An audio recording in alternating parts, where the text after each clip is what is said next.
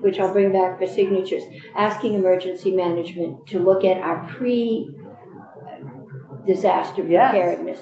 I've been on the coast, there's a storm coming, I get a robocall from the police department telling me there's a storm coming, we will call and let you know when you evacuate, this is where you're gonna go. And I was wondering, I knew the water coming in, but there was a creek behind and if it got over the road. It's very reassuring. Yes. And we didn't have shelters. You couldn't get to Barry from Montpelier. I remember, and towns don't know what other towns are doing. And nobody's in charge. Senator Cummings, do you know which committee that's all going to? Is that GovOps? I don't know where that'll go. I'm I just curious got too. it today to get signatures. Because I'm happy to fold that into our work because it has to do with life and property. Yeah, I think it will go into whatever omnibus flood bill ends up coming out. Yeah, I just don't know where. There's like, I mean, 3. natural disasters we've had before have been blizzards. Right. And we know how to plow snow, but yeah, we aren't prepared for something like this. Yeah, we should have a designated cooling and heating shelter. And it's hard when half of your towns don't have any Right. employee, and so you go out and the town hall's closed. Right. And you can't find out who knows what's going on. Right. Well, and we also have to keep in mind with our climate resiliency work, heat kills more people than floods. Yeah. So we're going to have to be ready for today. all of I would say that's I think we have Doug Farnham and Charles Martin coming in soon, right? And we have them. There was a built in. study out a couple of years ago that said when it got over 90 in the Northeast, that people started to die. Yeah. When it got below 30 in the South, people start to die because just, You don't have the infrastructure. you don't have the preparedness, you don't have heat, you don't have warm clothes. Yeah. Right. And we used to have air conditioning in Vermont. Well, it's a sign of weakness for It some. was. It still is for some. It always cooled down at night below Right. 60, and you turned on a fan and life was good. Right. Not anymore. Tomatoes are happy. So belatedly, we are live in Senate Economic Development, Housing and General Affairs, still January 3rd. And we are seeing familiar faces from JFO, but I understand jurisdictions might have changed or cemented, and we just want to check in and say hello and Happy New Year. Happy New Year. Yeah, I'm Patrick Titterton with the Joint Fiscal Office. I'm here with Ted Barnett. I had forgotten that the Senate has so much more comfy witness chairs than the House does. So thank you for that. Sometimes there's a metal one, like just to make you stop. Yeah, a little no, bit. that's so I great. like to get the cushy one. You can always take them upstairs, you could like roll them up and just put them in a committee and see what happens. I think David Sheets might get mad at me. I mean, I don't. Or Janet.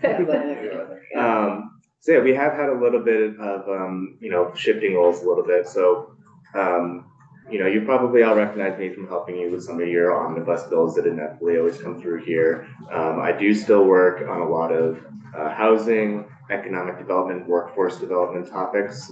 But I also have been in here with you all on issues like sports betting. Just this summer, I worked with Senator Clarkson on the basic needs budget. So there's some areas that I know will be of direct jurisdiction with you all. Other areas I do also cover is anything ever comes up with personal income taxes, corporate income taxes, payroll taxes, those kinds of things. Like if there's anything to do with minimum wage or paid leave. Joyce is also still available to help with some of those areas. But yeah, for the most part, on a lot of those issues, I'll sort of be your primary point of contact. did Joyce keep the No Fridays thing in place? Yeah, she's either 3 or 4 days a week this session, so similar to what she was doing last year. Yeah. And Ted has also taken on some areas that I know will be of interest to you, and I'll let him tell you about them himself. Sure. Ted Barnett, if you want. Sure, I will join that up there. not as comfy a chair. No. Yeah. It's fine. I will get used to, in preparation for a house with a chair. There's Um, something in between with that. Okay. Yes, so as I mentioned, I'm taking on more of consumption taxes, so sales, meals and rooms. I'm also responsible for cannabis excise taxes and sales taxes, any sort of cigarette, tobacco taxes, that's in my jurisdiction as well. Continuing, kind of taking full responsibility on TIF and tax increment financing. Okay. Concepts, and in addition to those things, I'm also working on any sort of fee. If you have a question of fees, special funds, that's my wheelhouse, and the public safety conversations around the Universal Service Fund and dispatch. I'm learning more about that. Broad breadth. Fun graph. Yes, exactly. It's totally a grab bag. You reminded me that I previewed this for Senator Cummings, and I think Senator Clarkson knows, maybe everybody knows, but we're getting a proposal from the administration on disaster-related TIFs.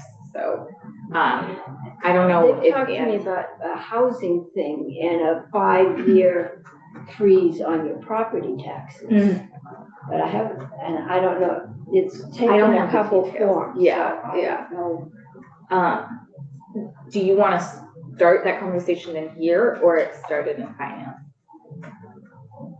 Either way, Okay. I think, right, well, I've just got the 18% property tax increase. Right. Well, that's a Once I piece deal of with what this, they're- I told them I'd look at moratoriums. Oh, and we'll talk about this afternoon, but Senator McDonald wants us to recommit Yes, the contractor liability issue in here in Yes. finance, which I'm happy to do. okay, then that's So we have fine. even more to do this afternoon. But anyhow, have you seen or heard that proposal? I think it's already drafted by somebody. I've not yet seen Okay, it. but that would be you, That like would a be me, yes, new take on tips, it'd still be you. totally, yes. So all tips are you. All tips are me.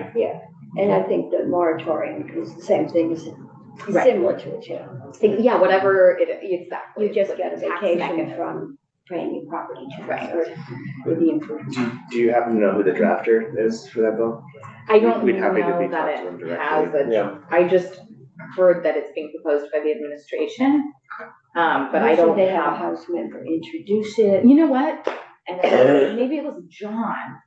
Maybe it was Is it John. John Gray? Yeah, Okay. because We can talk actually to him. Marcotte has it. okay. So Joan would be mad if I said like, I don't know where it is, because she did email it to me, I'm just behind. So I think it was So Rick. it would be starting in the house anyway. Probably. We don't know, I think if you talk to No. Commissioner Goldstein, she'd ask us to look at it. If it's tip, it depends on what its primary It goes to both. emphasis is. Right, exactly, It's exactly. part of the first Yeah. You revenue. say And we'll- it's a good thing, and we say you can't. afford it. Right, and you know, Commissioner Goldstein was taking my lead that I get the language and fold it into our flood bill, if you felt comfortable with that. Then that's, so I haven't made, Yeah, we'll talk to you. it's gonna be a hard sell to do anything limiting the property tax. I think it will be very hard to tie our hands. Yeah, Unless we put it in a bill that grows the grand list immensely with new housing. I'd rather grow the grand list first and then make decisions. It's fair. Well, yeah, because the TIF puts that revenue, keeps that revenue local. It doesn't go, That no, is it true. keeps it. right, so it Yeah. The doesn't, town gets its share, right. but this property, the schools growth. don't get their Mhm. share. Which means that if you're putting new kids in school and we're not getting that tax into the, Mhm. Right. That everyone else Yes, is paying for it, but that's a fair conversation to have, given that these are, I You know that said I better than would we do. keep an open mind, but I thought it might be easier to get the surcharge on high income people through the Senate, well, given our current makeup. happy first day. There is a lot I don't of know, I think that's possibility. that's never seemed to have generated as much revenue as everybody likes to think it does. I was feeling that the climate super fund had promised. Who's working on that in JF? It's super fun. Would that be something Joyce is involved with? She does a lot Maybe, of I don't know, it's going climate to That's, change. that's the suing big oil.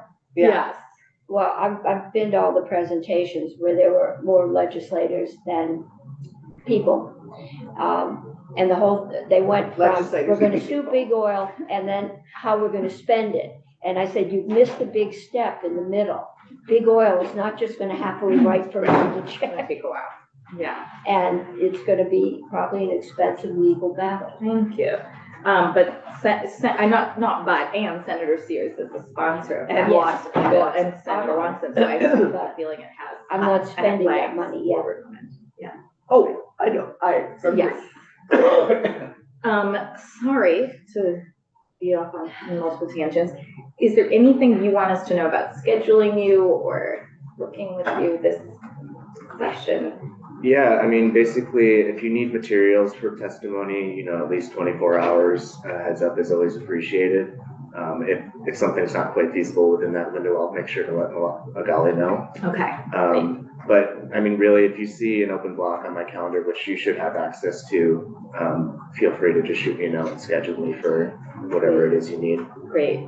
I know I have appreciated that you also glance at our calendar and make note of things that Every Monday morning, it's the first thing. I appreciate that, if that continues, just because I think not through anyone's fault, especially not JFO's, this committee isn't as used to having JFO as present as you started to be last year. It's very appreciated. And so it doesn't always come to mind to, It's certainly something we've tried to build out and formalize in the last couple of years. yes. Do you want to talk about housing? Well, and that spreadsheet is from JFO, Yes, right? exactly. That wonderful big spreadsheet. Sarah Clark was in here yeah, last year to talk about it. Yes. Housing, So the that's housing inventory. incredibly helpful. I mean, I've referred to it a few times, so I hope she passed that along. Oh, yeah, I It'll worked be with her updated. on that. Okay. That's the type of request that we need more than 24 hours. Okay, for. Absolutely. so do you regularly update it, or No, do no. you? I mean, I think given the, sort of conversations that have been going on, it probably would be prudent to do that specifically for this session, but it was sort of a new exercise last year. Yeah, Especially given that it had been kind of 2 or 3 years in a row that there were large omnibus bills Right. specifically supporting housing programs. So I think at the time it was sort of hey, where are we at with all this money that we've been appropriating for Right. these programs? and it's a great resource. Yeah. It's terrific. So we hope to have a bill finalized in early October around housing, our Be Home Bill, Home Act 2. You said October. What did I say? I said October. Oh my God, okay. I don't even know where that came from. February. February. Okay. So maybe a month from now, like as we're making our final pleas and we're sending it to other committees and we're looking at it headed to the floor, it'd be good to be able to take a look at that. Yeah, certainly. And I guess the only other thing I'll say is I have in the last few years also acted sort of like a liaison for you all in the budget team. I think you're probably familiar with the term box, your black box, your sandbox you have to play in. In terms I of like sandbox. sandbox. Okay. Black box is harder to see. Sometimes in the sandbox we can actually True. see. It's just, it keeps us focused and limited. Except for people who spill sand outside.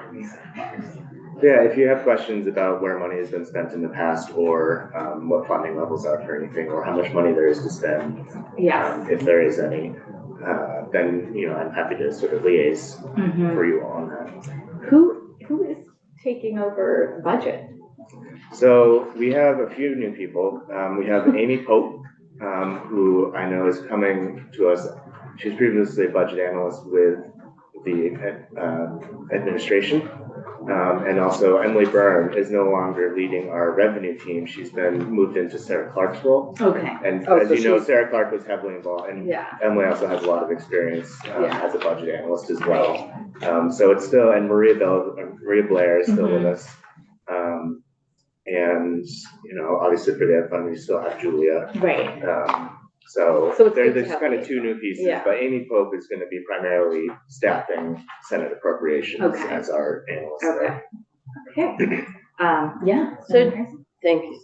Just a question about existing reports that might be things that we could see. Are there reports about expenditures to date, on either, on this year's budget, basically? Like, are there's probably monthly reports, I Yeah. expect, or at least quarterly reports that exist. I don't know. Those are typically, if I'm thinking of what you're asking about, those are typically generated by the administration agencies. Okay. And I would think that they are probably coming in to speak with you all about sort of status update reports, and things like that, and their requests for the new budget. Okay. But in terms of reports that our office generates, we do write the TIF report once every 5 years. 4 years. 4 years. We do the tax expenditures report. We also do the basic needs budget report, to name a few. Which the work will deal with in updating the basic needs. Right. We'll address when we do that, which is the September before the January, the beginning of a new biennium. I just want to say for the record, this big packet is just for our committee. I mean, it also lists the other committees that these were to be sent to, but these are all ones that were also sent to us. So in case anybody wants to take a second look Yeah. and figure, we can sort out with you. Thank you. For example, like we want to have a small hearing on the EB5 program, just to look back at like what happened, what do we know now, and that might, involve you all. It's the EB5 special fund that's like a question of how do we, what are we doing now with that fund? Sure. Sorry, go ahead. I was gonna say, one report I did want to highlight and maybe Yeah. of interest to this committee is this summer I worked on a financing, public infrastructure for municipalities. And so looking at other state programs and creative ways to help municipalities either build capacity or get more funding. I So, would love that. yes, that is due on the I would love 15th. Okay. Yeah. Thank you Okay. for flagging that. Sure. Yeah, Sometimes it's sure. hard even to tell what the study is from looking at. That's part of the housing is getting the Right. water and sewer out there. Yeah. And the developers used to do it, but now it Mhm. skyrockets the price of the housing. Well, and sometimes as a tool to avoid housing, developers are told, no, you can't put a line out there. So will you just send us that report or ask for it after it's I will send it around. I can't remember if you're one of the committees that are outlined outlined statutorily, but I'll make sure it Okay. gets sent to you all. done? Yes. Thank you. Appreciate And it. I think everything is on the website, right? The general Oh, website. Exactly. thank you. So that's a good plug. We have a wonderful website where you You can go do. through all of our archived reports on all manner of subjects. It's Right. organized by subject, and sometimes if you don't feel like talking to us, you can always go get it directly. I prefer asking you, but I will look at the website. I haven't seen that update. Because most of the reports are on JFO's website, not on our legislative website. They should be on both. Anything that we've been required to write either in statute or we have to report it to the General Assembly, and then the clerk's office will put it in that report section of the GA page. But I find it easier to find things on our page personally. I think someone, maybe it was Senator Harrison's asked this before, is there, as we look, I would hope we can make this housing inventory like an annual thing the legislature looks forward to, like our other updates. And if there's gonna be a way with the new information we have from the Home Act, to, I don't know, propel us any further into estimating units that could be created with the second Home Act. I'm just spitballing here, but I just want to start to sort out, how we, just how we have this conversation and stay on the same page, especially between us and natural resources. What we often never can account for are the units that never got built because someone didn't want to go through the pre-application phase or risk, the full process. But I'm hoping we can somehow compare that to those who got exemptions last year in terms of, being exempt meant this many more projects went forward, or we see this many 9-unit projects, something we can do to start to have the same conversation, because it can be really frustrating to not have a shared sense of what we're talking about. Require a permit or not having a permit. Right. So, and we don't want to overcomplicate things, but, just starting, I mean, we know that questions are going to come back about, how we track housing data, how many new units, which ones are rentals, et cetera, et cetera. So we just need to have kind of a big picture housing data But conversation.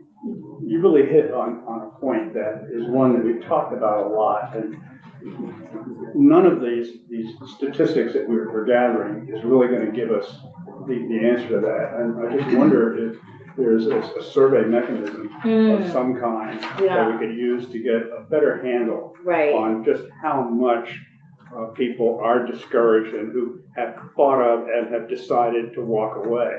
Now, even that would give us contractors who work in Right. Vermont. It wouldn't give us people that we never saw because they never came to Vermont in the first place. Yeah. And that too is worrisome. Vermont Home Builders, there was the Vermont Builders Association, they Yeah. Yeah. might be a builder, good Right. contact to get that out. Right. And Magali, I know we're already asking Sabina, you haven't back and forth with Sabina. They did do some kind of survey, and I worry about who it went out to and who missed it. But we should make sure that we hear the results of that survey that informed. Are you guys starting your session? We're meeting, but Okay. nothing's private, so. Okay, I'm just gonna stand in that. Oh, yeah, okay, great, yeah. Sorry. That's okay. Usually, as the press sometimes knows, when the doors close, we're meeting. I didn't want to miss the door closed. So that Yeah. means when you enter, you kind of enter without fun. It's okay, though. Are you I won't be taking. new at Vermont Public? I am. Okay. Thanks for. Look, he's wearing What's his your name? t-shirt. David. David, I'm Keisha. Hi, David. Senator Rockinsdale, what have you, this is. Yeah, I know, he announces himself with his t-shirt. No, I know, but we didn't tell, his name's not on there. Well, that's true, not, our names are not on us, except for You're Wendy, always who's welcome. very thoughtfully wearing her name tag. That way you can blame her for everything because she's the one with the name tag. What happened? No, it's great, we all need to be doing this. Um, That's good. So anyhow, yes. And then when we do start Farmers looking at the data. data, I think it's really important to look at data that already exists. That's why I was asking about the fire marshal, because even if it comes late in the process, it's still something reliable and we can track it over time Yeah, too. well, you can track those things where they're missed. The thing that still is elusive to us is how much development is discouraged by the process that we have. Right, but that's mostly single-family homes, because the multifamily homes do need a fire permit. I mean, most of those are commercial. I mean, you don't really No, build a if multi. they need it. He's saying that they don't want to Yeah, go through Act we're talking about Oh, those yeah. who don't want to Oh, fire yeah. in the first place. Yeah. That's what we're trying to get a And sense of. that's my concern, Yeah. if it's okay to bring this Yeah. up. The jurisdictional opinion requirement to use an exemption, in my opinion, makes an exemption much less worthy.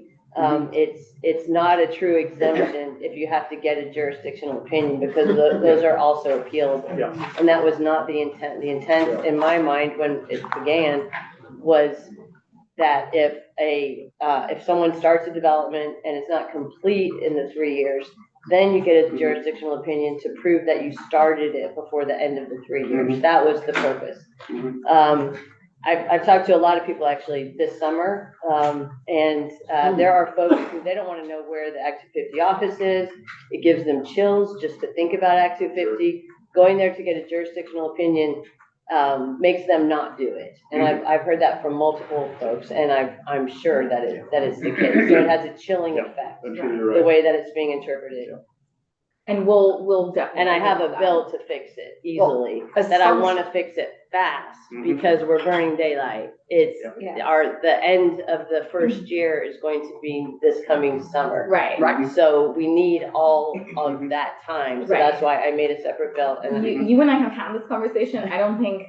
I think early February is lightning fast for any committee on an omnibus bill, and I don't think it's gonna speed it up anywhere else to have it as separate. So I Yeah. think we just will be considering it as part of the housing package. Right, well, I'll pass it around once I Sure. get it. Yeah, It may be this if we do it. But as it is often the case with Act 250, it's the assumptions and that have chilling effect, not necessarily the reality. well, But in and this we'll- case, it is the reality. we will be hearing from the Natural Resources Board. Yes, Surveying, looking for it. so we have, even if it's qualitative data, we should have better data qualitatively, we hope. But their report is terrific. It's going to be great to go through it. So we had you all wrapping up about now and us continuing a little bit of conversation about housing priorities, et cetera, if you want. I do see one of our witnesses, so we could start early if we want to. I dive right in. Okay, thanks, thank you. Thank you. Thanks. Thank you, Patrick. Thank you, Ted. Good to see you. You and I need to chat. Yeah, I'll chat later today. Look forward. And that is also me assuming, Katie, that you would be ready to testify a little early, give you a little more time to take questions and things. Be ready, I'll get settled in. Okay, yeah, you settle in. You can wait until they have their equipment ready. The House Republican final bill. It's like quadripartisan right now. Yes, Yeah. it's in Australia. Is that it right there? I don't know if you remember draft 5.1. I just got it this morning. Really? And I'm told that this is the latest one. Yeah. It's dated the 28th. Oh, but Okay, I'm curious because I thought He's my it vice has been chair, and I'm in not small. there. I know you're at. I thought they made sure they. And I'm chairing. That I don't know. I got this from Ken. Okay, I mean, then hopefully, I just have so many emails. And then the other thing is, this is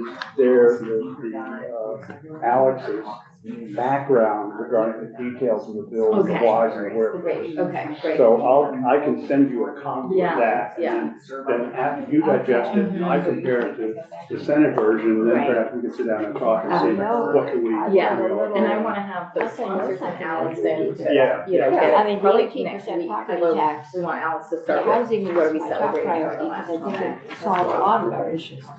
But, Yes. that's not my One page. jurisdiction.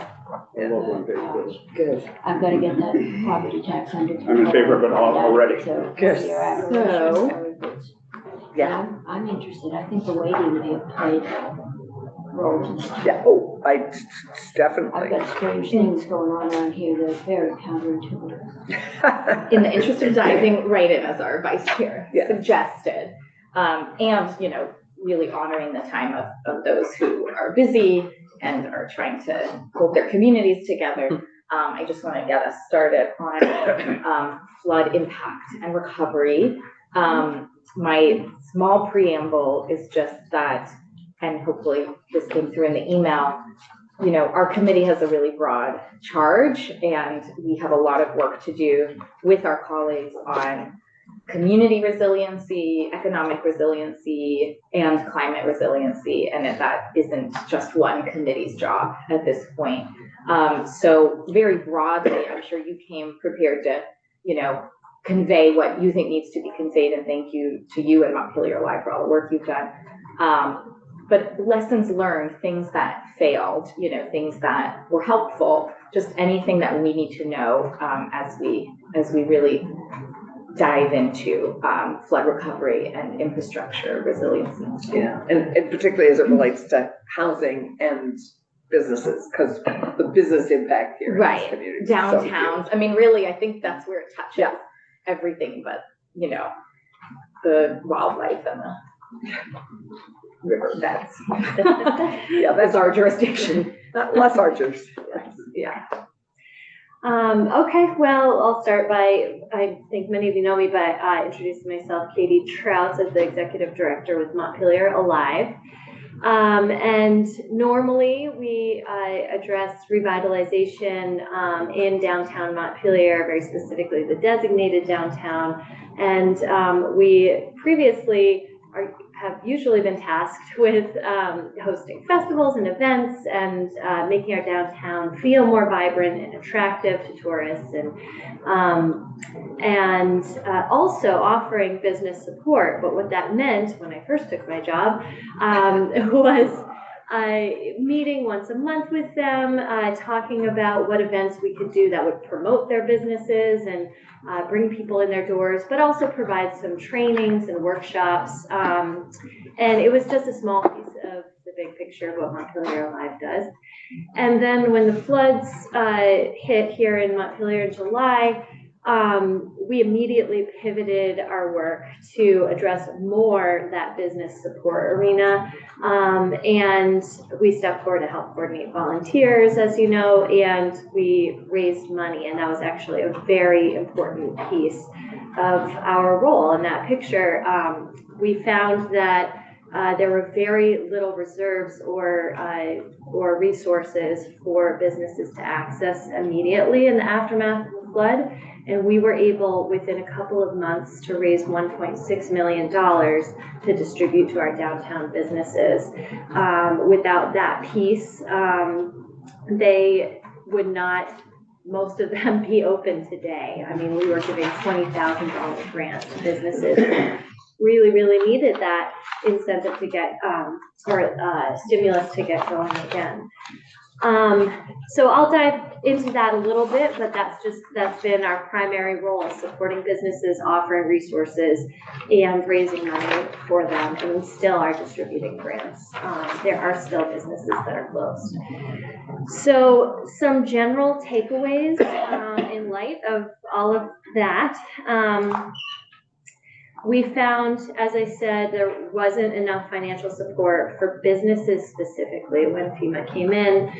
It was very clear that they were offering support for residents and homeowners, but not businesses and property owners. There was a lot of misunderstanding around what FEMA could do, and small business loans were the only things available. And these businesses were still and are still paying off COVID loans. So they were not inclined to take that handout, and felt really disheartened when it became clear. So there was a bit of also communication difficulty in understanding like what supports were available. Losses were exceeding for many businesses $100,000. We're considering like inventory, their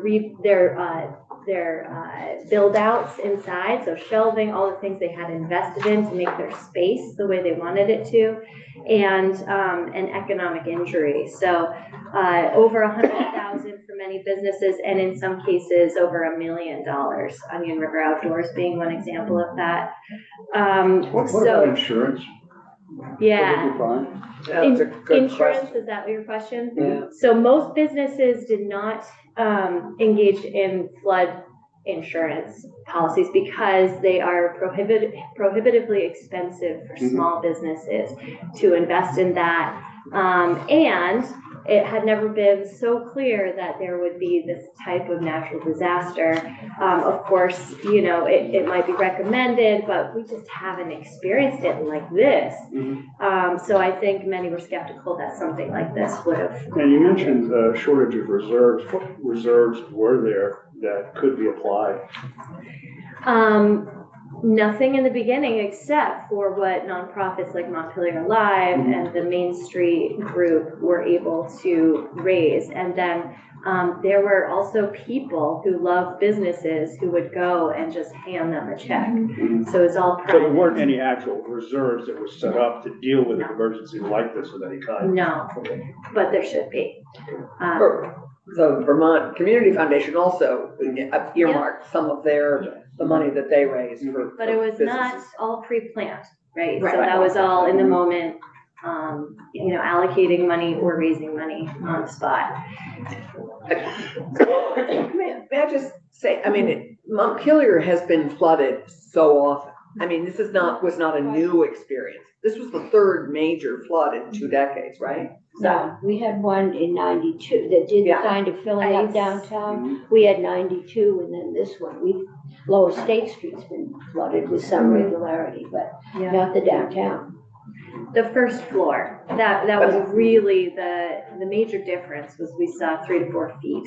Yeah, but Irene, we saw a lot of But Irene didn't hit here, less. It It did hit pretty hit, bad. but not. but much less impact. Yeah, we got hit in May, I think. There was a big storm that There hit was, Barry yeah. and Montpelier. That's right. And It was the then earliest it- one. We were the demarcation line with Irene.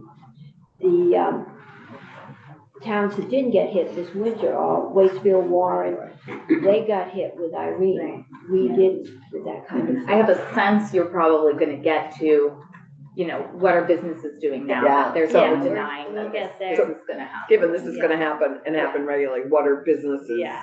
And is there an ongoing resilience group now? Or are you Oh, yeah, I being can tell you about that, yeah. So why don't we let you go through your. Okay. Okay, yes, but funding is a big piece of this.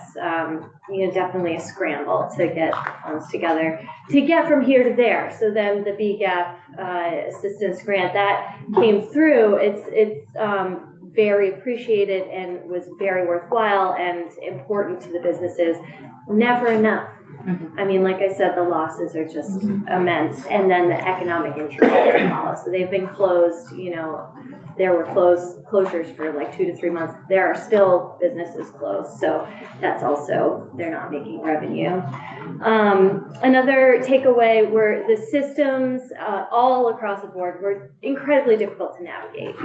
To be able to apply for the SBA loan was like, someone said it was like much more complicated than even getting a mortgage out on a house. Like the paperwork was immense. And even all the grant applications, even our own, they were not as simple as businesses and business owners would hope for. I know a part of that is none of these entities are trained to navigate those systems. Some didn't even know how to fill out a W-9. And that I think that's a piece to look into and investing into is more training and preparedness to navigate systems that are inherently going to be a little more complicated. But the more that we can streamline and make efficient these systems and applications, the better. Because remember, these people in the aftermath are feeling like they're in crisis and they really can't handle complicated things, and having support systems in place to help them. So CVEDC, Central Vermont Economic Development Corps, was extremely useful in that sense, and how they pivoted their work to offer that direct business support. Couldn't have done it without them as well.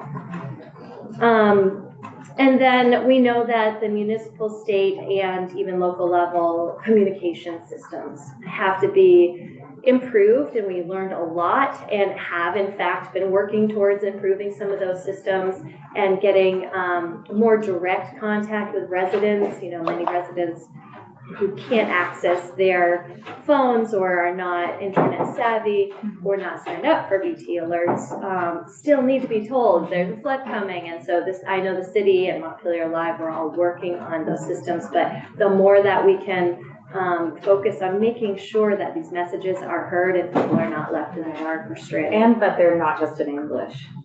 Exactly, yes. Central Vermont Economic Development found that they needed translators and they. Oh, yeah. And we couldn't get them immediately. They were also very instrumental in that effort, but it took way too long. And in fact, I'll get to this, but at this point, there are about 80% of our downtown businesses have reopened. But the few that have not reopened and are still working on that, a handful they have language barriers, or are BIPOC owned and have not been able to access or been prioritized to receive the resources and the things that would help them navigate complicated systems that they could have. So there's definitely a gap there. And flood insurance was something that came up again and again. Not only is it prohibitively expensive, but even agents have some difficulty navigating the options available. I have yet to find an insurance agent to come speak to the businesses in depth about the flood insurance possibilities that are open to them, because I hear it's very complicated. It's very customized, very dependent on what type of business you have or whether you're a property owner or business owner. There's a lot of options, but there aren't a lot of people who know about that. And I'm working on finding people to come talk about the options, but they do seem to be very expensive. It's also unclear, and some agents haven't been able to say to their the people who are getting flood insurance from them whether their flood insurance has been maxed out. And if we had another flood right now, would they actually be able to get more flood insurance to help with that? And it's almost like we're encountering these situations that haven't happened so much in our region before. You know, again, it's like we haven't thought of New England as being prone to so many natural disasters, but even the experts and these entities are finding they have to navigate things they may have not navigated before. Senator Cummings, do you see us devoting time to flood insurance in Senate Finance? Finance, we can look at it. It is basically a federal program, and so we don't have any control over it. Right. And the losses have been so huge in other parts of the country. And I did have one gentleman tell me he had flood insurance with Lloyd's of London, but that didn't count for FEMA. Right. You had to have federal flood insurance. Yeah. We should at least know. Yeah, it would be good to know that beforehand, but again, we haven't had it, and we don't have anyone with that expertise, because nobody. And we have had we spoke to our NFIP liaison in the state, and she said most municipalities don't even know what they're supposed to be doing to remain eligible. Well, and that's also a question we should be addressing in GovOps, which is how are municipalities covered, and do they get I don't know if it's the same prohibitive cost barrier for municipalities, or municipalities required to carry it. I don't know the answer to that question. We all have pieces of this to take up. Exactly. And then, municipalities, it's a big expense, and Huge. there's small towns, it's gonna be prohibitive. Right, and the town has to participate in the program for the residents and the property owners of the town to be able to get the insurance. Right. So one assumes that anyway, that's another subject. But while we're on this, Are there more things on your list? Well, I was going to talk about where we're at now. So those were the hurdles, those were the challenges that surfaced. Looking back. no, just on insurance. I assume most of the businesses were insured in other ways. Was any of the rest of their coverage, while they may not have afforded flood insurance, most of them, I assume, had other types of insurance. Were any, because I think that's a piece of what finance looks at too, is insurance. Is there another piece that were they covered in other capacities, and were some of them better covered? I mean, I think that's something to look at also, is what other recovery, were they insured for certain types of disaster recoveries that they could also access if it wasn't directly flood? Really good question. Nobody has mentioned that they've been insured in other ways, and I don't think they are. I think that many property owners have flood insurance. I think it's a requirement when you own commercial property in the floodplain. Business owners are not required to have any of that. It's just a choice, and they have to weigh that against their revenue and their profits. And I don't think many of them were insured at all. Those who were insured, this is interesting. One entity I know that had flood insurance. It helped a lot. They're still closed. They're still closed because of all the other hurdles. It's incredible. This business was so successful. It was one of the first to feel like they were getting their feet back under them, and they had many of their losses covered by flood insurance and had a lot of support from the community. They still can't open because of other issues with the building. The property owner, the lease, the fact that now they have to restock inventory, but they haven't been able, they've been closed for so long. They've been doing some online selling, but they haven't had a space to be able to restock inventory. So it's actually going to take them another couple months once they fit out their space to acquire the inventory to start getting that revenue stream back. They had to fire all their employees. It's just, it moves forward the point that like there's not one thing that anyone can really lean on that will get them in a good position. It has to be this combination of all of these things working for them. I've heard, we heard in Johnson, the need for someone to help navigate came out everywhere. Yeah, with yeah. Families, with businesses, that you're in shock. I mean, I was there in the 92 flood and just people were seeing their life's work literally go down the river. And yeah, to focus and start filling out forms and even remembering your social security number is kind of beyond you at that point. And I'm wondering if somewhere in the state, you know, there could, like the Red Cross has a team that just comes in when there's a disaster. If we could have some kind of a trained team that would come in and help businesses navigate and just walk them through that. We heard the crisis, she was a trained FEMA crisis counselor. She was in Johnson at the lunch. And she said she just came up to the shelter, Yeah, not as the FEMA, but, and she was Right. also a social worker. yeah, But just came up and talked to people and tried to help them through. We right. need somebody to help businesses. So here's the problem. That's what we became on Yes. Blair Live. We're not, and we should be if that becomes a default. And the reason that becomes the default is we had a lot of people from FEMA, from the Vermont Small Business Association. We had CVEDC. Nobody knew who to trust, and everyone had different information. And so they really needed to turn to like one point person or one point organization, which put us out there because we had pre-built that trust. Right. So it's this relationship that has to be established and ongoing and not just pop up in light of a crisis.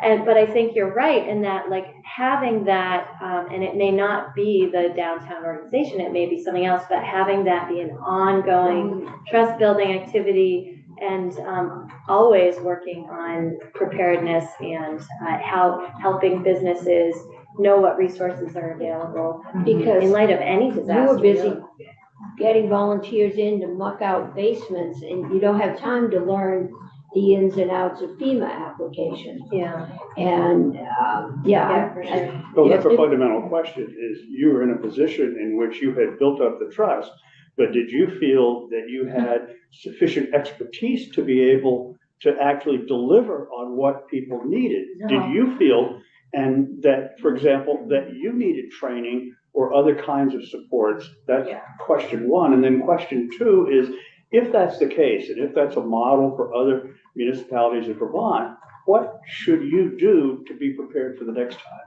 And maybe that's something that you've been working on, It's if definitely, you've had time. I know, definitely on our radar. What I found is not only was I not trained in any of this, as it turns out, a lot of downtown directors do need to pivot their work in a similar way, so they should be trained and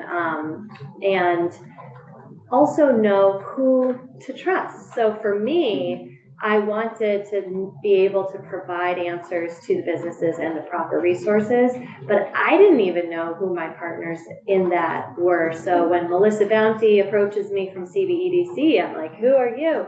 So having those, I always call them pillars of strength to lean on for the knowledge that we need as downtown directors, having that pre-established as well is a piece of that picture, because I don't think any downtown director could be trained enough. And so you have to know who's there for you, you know, and how you can get your sources of information. Right, that's a key issue, though, to you can't necessarily expect you to prepare in sufficient depth for something that may happen in 10 years, 12 years, or tomorrow. Right.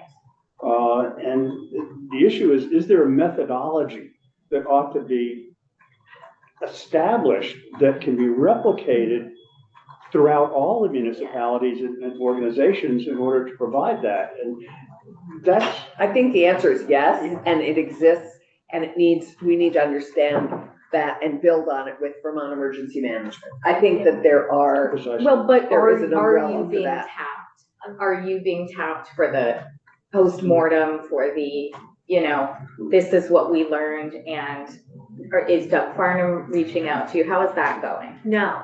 Okay, Um, see, that's concerning. Where that's coming from, right. Again, I think that there does need to be more cross dialogue yeah, between entities that are formulating these types of plans and Mhm. supports. and that may already statewide. have them. And in other places in the country, it does exist. We're finding models of that. The only entity that I've been communicating with is the Main Street America national program, that many of our downtown organizations are kind of feed into, and they kind of umbrella or oversee lightly our work. And Main Street America is working on types of things like trainings, workshops, putting together workshops for downtown directors, and preparedness toolkits for businesses in downtowns. So it's happening, but I think like we're discovering there's not a lot of dialogue between Main Street America and Doug Farnham, or the people involved. Yeah, I wanna be conscious of time so that. Yeah, I mean, I think this exists, and the downtown directors are slightly different. We also have mayors and managers, and my guess is they're trained and have been being trained in some ways more Well, than. I should be I guessing know that that. if Jack McCullough didn't know, they have a mayor. Every town is supposed to have an emergency management director and a plan, and Right. Montpelier had that. We had 2 shelters in the city, but there's no planning, there's nobody responsible for for setting up the tents and taking the sump pumps. And I mean, they did so well. I brought down a sump pump, never expecting to see it again. I got it back. Somebody called and said, I'm gonna pick it up. And I'm saying, I mean, that, given the crisis, that there was that kind of detail. Yeah. And that's what's missing from our emergency management plan. And we're talking about cities with paid people and emergency man. I couldn't find anybody in charge in some of the towns I went to. The town halls are boarded up. The clerk is the only full-time employee. Mutual aid, I think, saved a lot of property and Well, well-being yes. of Vermonters. But I think we need a better way of Yes. knowing who is our emergency management director and how well are they trained? Right. How do they And what's know? their phone tree? Yeah, I mean, And making sure that the systems in place are holistic, like looking at the community partners. Like I have nothing to do with that emergency plan, but I believe that the downtown organization plays a specific role. So they should be included in that. I heard it referred to recently as the architecture of the building of that plan. So have, the roles that the partners and every piece play in that plan. Because as I said, I haven't even seen that emergency plan, but. no, and there is nothing in it. After 92, the city actually set up a fund, collected it, distributed it to businesses downtown. I think one of the differences was it was in March. It dropped to 0 the next night, and I never heard the word mold.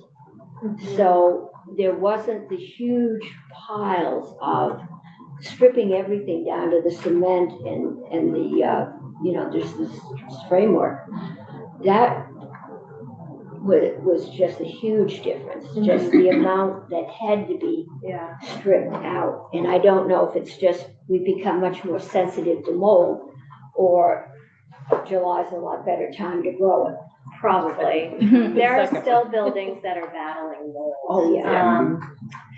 A couple of other things to update you on, like Montpelier Alive has worked so hard and expended so many resources and has put so much energy into making our downtown look nice again and attractive, the lighting, the art in empty storefront windows. We've applied for and received grants to do those kinds of activities. There's a lot of anxiety and fear from businesses, even though 80% of them are open, that effort can't be sustained through the slowest quarter of the year upcoming. And they did very well during the holiday shopping period, but this next quarter is what they're very worried about.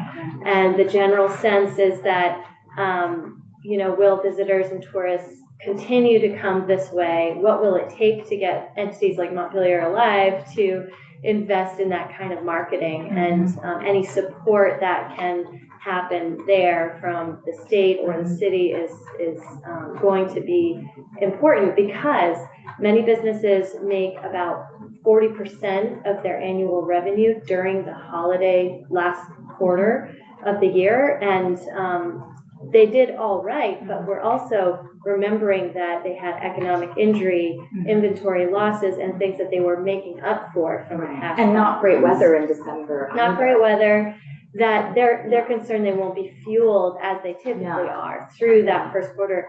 And some are at risk of closing if they don't do well. And so, it's just interesting to see all this success. Yeah. But the story's not over. Well, I will say immediately we should tell that to legislators. Mhm. We should have some kind of internal email campaign to say, like, do all your future shopping right now in Montpelier Berry. But the other thing that's really hitting Montpelier since COVID, I think it really hit. Merchants used to have almost like petitions out here. If we moved one state office to Waterbury, state employees are not back. And I don't know what is our statewide schedule. Are they required to be in one day a week, or can they work? And the state employees are the lifeblood of downtown. They're here every day. They lunch down there. And I would at least like to know, what is the state of our employees? How many are in? It used to take me 5 to 10 minutes to get across State Street coming up here in the morning. I just stopped and zoomed right out. There wasn't a car coming in either direction. And there are other big businesses that are closed, like I think Vermont Mutual or Northfield Savings Bank, they're not at capacity, or they don't have their workers back, and they won't for months. And Northfield's building is challenged, although they've reopened, haven't they? well, they have a trailer they reopened Yes, next right. to the building. Well, one question though is this also a trend to the results of the pandemic? People being out of offices, not 5-day-a-week employees, certainly in state government, in which people are in offices 2 days a week. And so there are multiple factors that go beyond a disaster. It's true. Many people feel like they're still kind of living within the post-COVID period that it never got back to what it was before then. It is a trend, but it's very damaging. Can I suggest that we invite Amanda Gustin up to talk about Berry and then direct our questions at both communities? Because I'm sure Amanda has a lot to say about it and is also benefiting from hearing what Montpelier is going through. So Amanda, thank you for joining us on short notice and coming in person. And that works for you? Yeah. Katie, to just stay up right. Well, here's a woman whose office has been hammered completely. Because the Arts Council, Historical Society. the Historical Society has been pretty badly hit as well. Yeah, so to be precise, the history. And if you can introduce yourself for the Yes. record. Thank you. Yes, Sorry, I we do. started you off. So I'll start off. My name is Amanda Gustin. I live and work in Berry City. As Senator Clarkson said, my day job is with the Vermont Historical Society. I do have a brief prepared statement if that's, Yes, absolutely. that's all right. Yeah. And I will talk a little bit about the Historical Society in that. So thank you very much for the opportunity to speak with you today. As I said, I live and work in Berry City. On the night of July 10th, after I spent several hours bailing and stabilizing my own basement, I traveled across the city to check on the Vermont Historical Society building where I work. I returned home just before my neighborhood was completely cut off by flooding. I live around the corner from the Barry Auditorium, the designated Red Cross shelter, where I learned that a friend had evacuated. The shelter had also been cut off by flooding and they had no food. I brought as much as I could from my own kitchen. It's hard not to remember how I felt when I looked at the neighborhoods where I walk my dog every day, completely underwater. I'm telling you this to begin by saying that everyone in Barry City now has a flood story. I was lucky. My own home and my workplace took relatively minimal damage, but so many parts of our city took incredible damage. We've come a long way since that first week when hundreds of volunteers came to help us remove debris, dig out mud, and distribute supplies. We learned the difference between response, which is what happened in those first weeks, and recovery, which is what we're working on now, and what still lies ahead of us. Out of the core group of those first volunteer organizers in that first week grew a new nonprofit organization that we named Barry Up.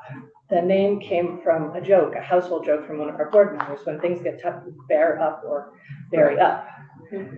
I served as the first chair of the board of Barry Up, and in November I transitioned to become the chair of the Data and Finance Subcommittee.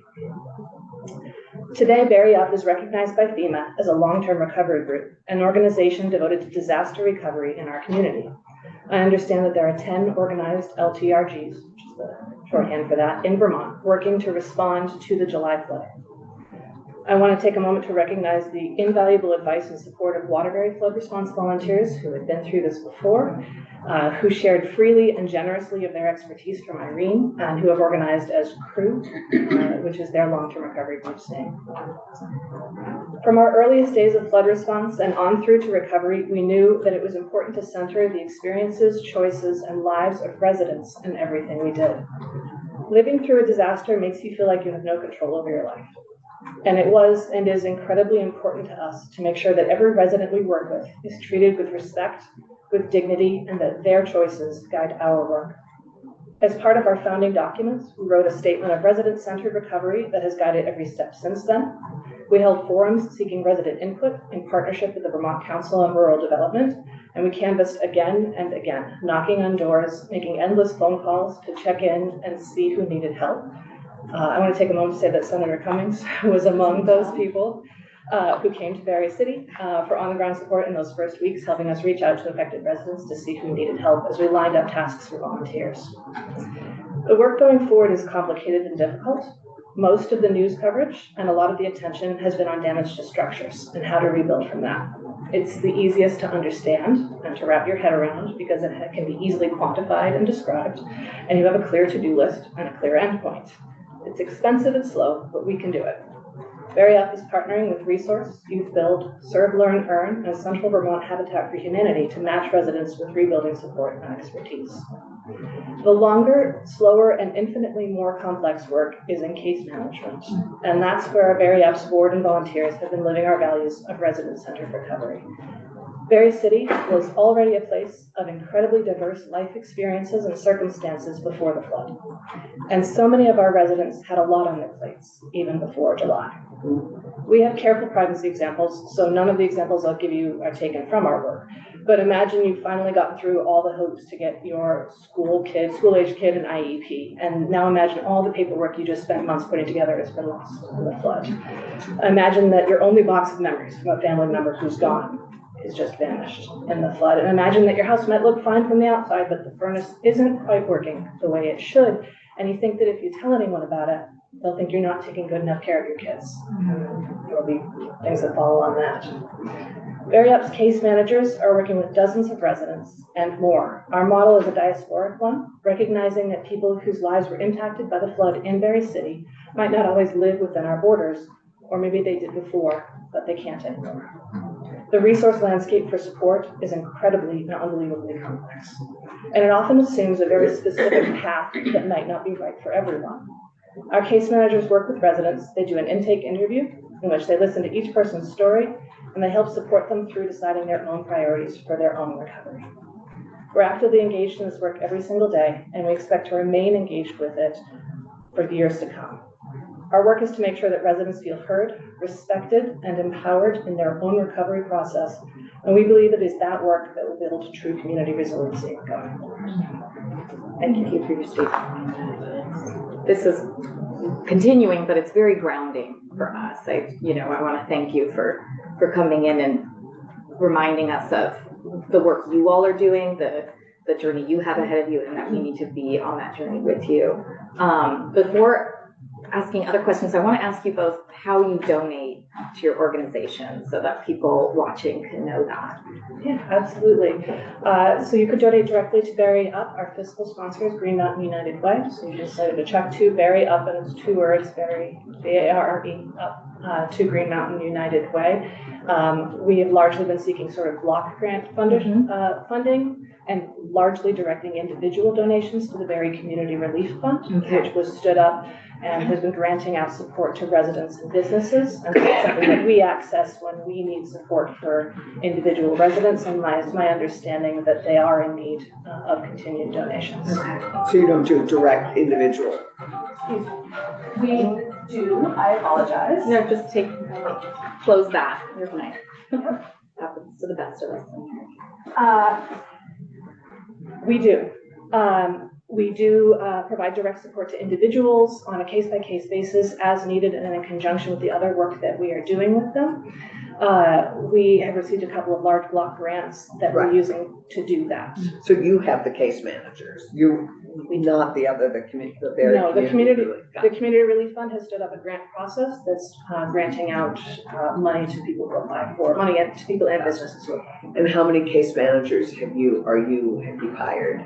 Or We've working with? not hired any. I know, I was thinking, are they compensated? No, they're, right, who are working with you? How many case Sure. managers do you have? I would say right now we have between 5 to 8 volunteers who are doing active frontline great. case management. One of our board members is essentially working full-time right now as a case manager, coordinating all of that. She has a background in social services and the expertise to guide that work, and has been shaping a lot of our policies and our approach as a trauma-informed one, understanding that ensuring that people have agency throughout their own process is one of the most important. And how many cases are we looking at the moment that the 5 to 8 are handling? Sure. I asked her that this morning, and her report is that at this moment, and this is growing weekly, if not daily, we're working with 50 different, what we're describing as recovery units, which may be one person, and it may be a nuclear family, it may be an extended family with someone in Berry City and family across the country who are now trying to support them.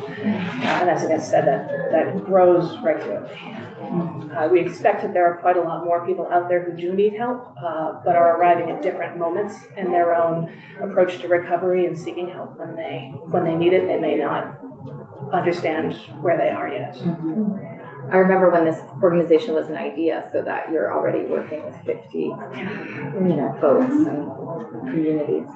I did want to mention too that we have a long-term recovery group started, and we have 2 actually. One is called the Commission for Recovery and Resilience, and that is looking at infrastructure. It's looking at trying to identify projects that will make for a more resilient community and more resilient structural downtown, and projects that even include transportation and housing, a very kind of broad look at what the potential of our downtown is.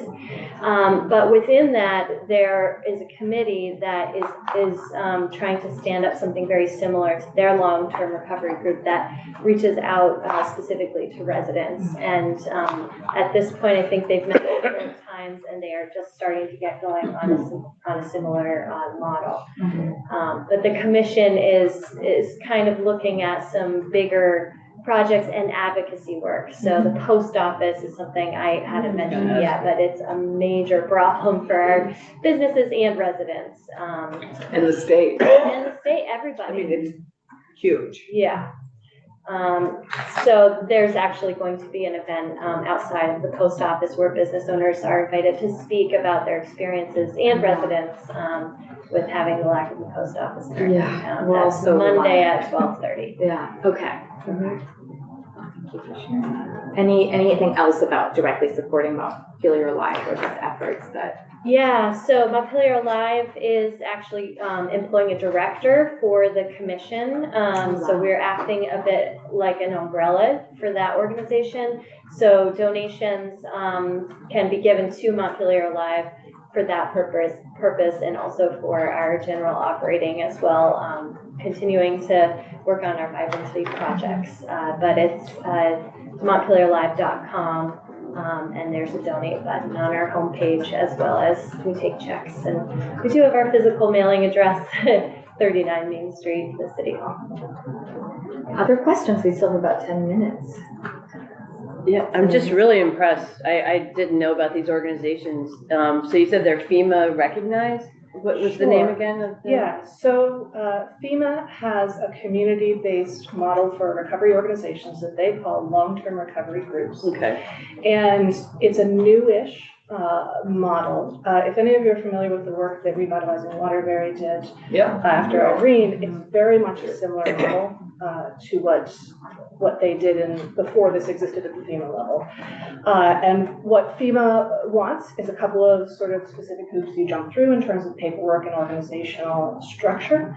And then you essentially are listed and given access to some national networks of volunteers and funding. The idea is that these are formed as standalone nonprofits, which Bury Up is now, that can go into hibernation or dormancy when there's not an active disaster in the community that the structure maintains, and it can be spooled up quickly. We founded an entire nonprofit and staffed it out and built everything and set procedures in about 2.5, 3 months, while still dispatching volunteers. The future versions of us, because something like this will happen again, will not have to do that. The architecture will all be there, and the muscle memory will be there. That's one of the reasons that Waterbury was able to get off the mark so quickly, and why we put some of them on speakerphone with us as we were starting to figure this out. And I said, here's what you do. All right, that's wonderful. And then do you coordinate with the towns? Or Yes, so we are a standalone nonprofit, but the Bury Up emerged out of the meetings convened by the city of Bury. It started every single day, and it moved to less frequently after that, with the city, with other responders, and the city manager served on our board for a period of time and has just swapped out for a different city employee. So we are not part of the city. We're not a city agency or organism, but we work extremely closely with. And the city has graciously provided rent-free space in a small room, sort of part of City Hall, that serves as our flood recovery hub. Oh, that's wonderful. That makes a lot of sense. And then just one other question. So is there a component where you educate the community before there's a issue? Like, Senator Cummings was talking about how difficult it is to think clearly when you're in the midst of an emergency. But are you looking at maybe town meeting as being a place to deliver information on how people can prepare? I think that would be lovely someday. I think we're not. I think that's. Is it too long? And I think that's absolutely where we could be in the future. I think right now we are still so much in recovery. And I don't want to add to your list. I'm really, really impressed with what you've done, and thank you. Thank you. For both of you, just do you feel like I watched in December as businesses I follow move their inventory up in advance? We don't have a lot of time because we don't know when the next disaster is going to hit. Or is that all happening informally? Is there something the state can do to be helpful in the very immediate, as a rainstorm comes and people worry about what do I do to move my inventory to save property and life? I would briefly, something that I heard Katie mention in her testimony earlier, which is communication. Mm-hmm. Significant improvements in communication would help. I didn't know it was going to flood until I was driving somewhere that day and heard the alert break in on the radio, and almost burst into tears because it was such a visceral moment. And I realized flooding by its nature is quick, generally speaking, but communication would help. Yeah, access and accessibility to resources in terms of like preparedness and like right now or 4 months ago is the time to have all of that in a place that can be found right away and constantly accessed, but also constantly updated. And I found ACCD to be very helpful in that respect, but it's something that just should be They should be part of coming the- to you. Yeah, communications, those, that conversation between state and municipality and partners. Coming back to that theme of, there should be constant dialogue about this. Right, and it would be interesting, I mean, I assume VLCT was in constant dialogue with managers, and you're, I mean, again, you're a downtown organization, but I'm sure the city council and the manager, I mean, that's, different Not entities in always. Montpelier. Yeah, I don't know. And Anything. not a role for Yeah. the city councilor or the mayor in an emergency. Your job is to stay out of the way and figure out how to pay for it when it's all over. Right. And emergency management is very clear about it. I would just say that several of our city councilors were there with shovels. Yeah, right, yeah. The next I day. do. No, And I do want to add that, especially after this last December 18th event, what I hear from businesses and residents alike in Montpelier is that was really the last straw. Like, they will not come back and do business. They will not do that again. They will not come back and do business or live here. If that happens again, it will happen again. And so what do we do in the very near future, especially if we know there's a housing crisis, if we know that we're trying to get people to live and work here, how can we tell them to come here without taking measures to keep everybody safe and to keep our downtowns vibrant? And I know it's like a very tall order on a very short timeline, but whatever we can all be doing collectively to protect and work with this situation that is going to arise again, because I know those businesses are not going to stay here. Some are already moving to Berlin, up the hill, higher ground. So I just think it's very urgent. That's a very good question for our first day of session. That will drive a lot of our conversation. Yeah. Absolutely. If I may add to that, I wholeheartedly agree, and would again want to reemphasize the work that we've been doing about dialogue and respecting for in Montpelier, the business owners. We had business, I've been describing it as like an 80-20. Ours was 80% residential. We did have significant business impact, and Montpelier's was a significant business impact, was residential.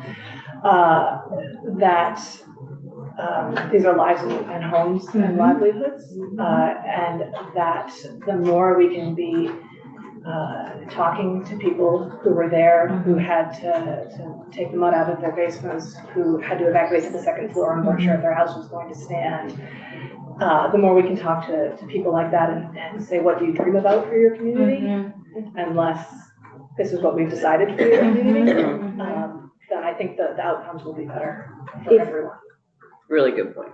Truly, I think you're both in touch with Magali now. It would be great to start to collect some of those stories. I was gonna say, you have great advocates in the State House, starting with Senator Cummings, but we've all received communication from the House members as well about a flood bill. When we look at that, we already have talked about offering time to discuss their legislation. It would be great to ground that in personal stories and have people come in, and I'm looking at Kristen because at the time, I think September was our first hearing when it was hard to ask people to do that. It's probably still hard now, but if people have their feet under them or their story, kind of less painful to share, we really do want to hear from them, so we don't decide for them what to happen. And you have 3 members of finance on the committee, which I always say because you know, we then go in the afternoon and think about how do we pay for it? So, Well, it's, That's the yeah, big question. yes. I do have a flood bond bill, and Right, yes, That's right. so we that's know what we did in resources '27. are I think huge. we're putting back bridges, but Yeah. we're not getting out of this without raising. No, I mean, and many of us have lived through this in this building through Irene. So it is not, this is not new, and we just have to figure out again, all the, how we both, respond, how we make ourselves more resilient, how we make it realistic, where things should be, and what we do with our floodplains, what we do. I mean, you know, public money should not be going back to support infrastructure or things that are going to just be hammered again. It's just too much financial trauma and too much personal trauma to do that, go through that time and time again. So only a fool doesn't learn. But keeping our downtowns that Oh, are safe and vibrant. But I just saw how we can do fiscal that. staff coming in the building, which means I need to go. Oh, that's right, you're New sharing money joint chairs. fiscal. Well, let's just